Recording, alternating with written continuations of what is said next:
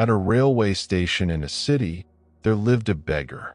He survived by begging from passengers traveling in the trains that stopped there. One day, while begging, he saw a tall, well-dressed man walking across the platform. The beggar thought, "This man looks rich. If I ask him for alms, he'll surely give me something good." So he walked over and started begging. The man looked at him and calmly asked, "You always ask from others, but have you ever given anything to anyone?" The beggar was confused. He replied, "Sir, I'm just a beggar. I have nothing to give. That's why I ask."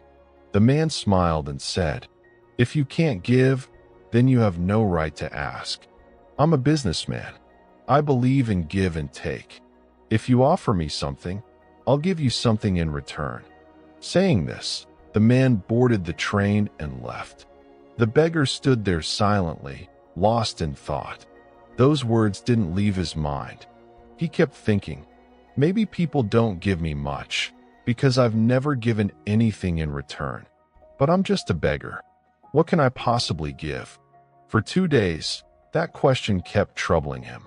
Then, on the third day, as he sat near the station, he noticed some flowers blooming on the side of the tracks. A small idea sparked in his heart. What if I give people flowers in return for their kindness? He liked the thought and picked a few flowers. That day, when he went to beg on the train, everyone who gave him money also received a flower in return. People were surprised. Some smiled. Some kept the flowers carefully in their bags. Some thanked him. That day, for the first time, he didn't feel like a beggar. He felt like someone who had something to offer. From then on, every morning, he would pluck fresh flowers and hand them to the people who gave him alms. And soon he noticed something. When he gave flowers, more people gave him money. But when he ran out of flowers, fewer people gave. He realized something important. People weren't just giving him money. They were paying for what he was giving them. They were giving in return for what they received. One day, as he walked through a train with his flowers, he saw the same tall man who had inspired him months ago. The beggar went straight to him and said, "Today I have something to give you. If you give me alms, I'll give you flowers in return." The man smiled, gave him money, and accepted the flowers. Then he said, "Wonderful. You've become a businessman just like me." Those words once again touched something deep inside the beggar. He stepped off the train, looked up at the sky, and shouted, "I'm not a beggar anymore. I'm a businessman. I can become rich." People standing nearby looked at him with confusion. Some laughed. Some whispered that he'd gone mad. But he didn't care, because inside, he knew his life had changed. 6 months later, at the same railway station, 2 well-dressed men were boarding a train. One of them looked at the other and smiled. "Do you remember me?" he asked. "I don't think so," the second man replied. The first man smiled again and said, "We've met before. Not once, but twice. Do you remember the beggar you refused to give money to? And the second time, when I gave you flowers?" The second man was surprised. "Oh yes, that was you. But now, you're so well dressed. What are you doing now?" The man replied, "Yes, I was that beggar. But today, I am a flower merchant. I'm traveling to another city for business. And all of this began with one thing you said to me. You taught me something powerful. We only receive when we give."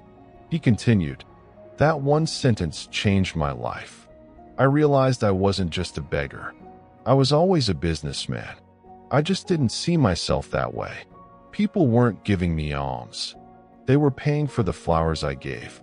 And from those small earnings, I bought more flowers and slowly became a real merchant. Today, I run a flower business.